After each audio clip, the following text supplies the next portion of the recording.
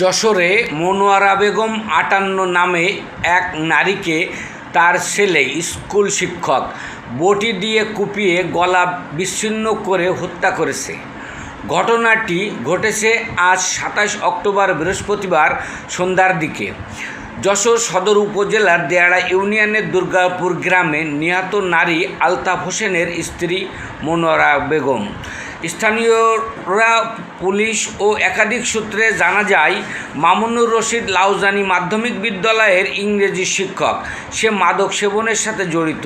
প্রায় সময় মামুনের সাথে পারিবারিক কলহ এবং অর্থনৈতিক লেনদেন নিয়ে বিরোধ চলে আসছিল তার মায়ের সাথে। আজ সন্ধ্যার সময় মা মনোয়ারা বেগমের সাথে কথা কাটাকাটি হয়।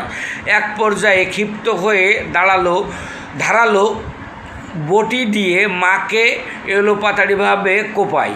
এ সময় মায়ের শরীর থেকে মাথা বিচ্ছিন্ন হয়ে যায়।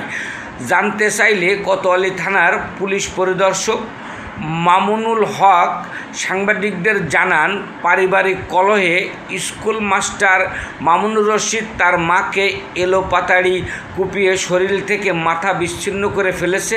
খবর শুনে পুলিশের একাধিক টিম, কোতোয়ালি থানা ও ডিবি পুলিশের একাধিক টিম ঘটনাস্থলে পৌঁছেছে।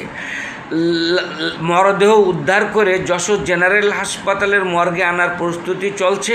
এক প্রশ্নের জবাবে তিনি বলেন, ঘটনার সাথে জড়িত মামুনুর রশিদকে আটকের জন্য একাধিক টিম কাজ করছে। অন্যদিকে যশোর র্যাব ক্যাম্পের কোম্পানি অধিনায়ক AKM ফজলে রাব্বি প্রিন্স বলেন, পুলিশের পাশাপাশি র্যাবের ছায়া টিম ঘাতক মামুনের আটকের জন্য অভিযানে আছে।